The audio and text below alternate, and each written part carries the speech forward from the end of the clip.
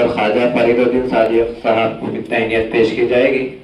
मैं हज़रत क़िबला से मुअद्दिबाना मुल्तमिसों के सोसाइटी की जानिब से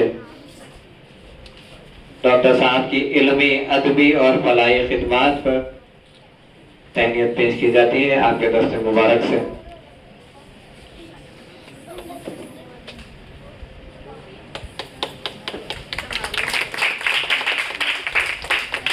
ये वो शख्सियत है जो कि 36 डिग्रियां जो है 36 डिग्रियों के हामिल शख्सियत है।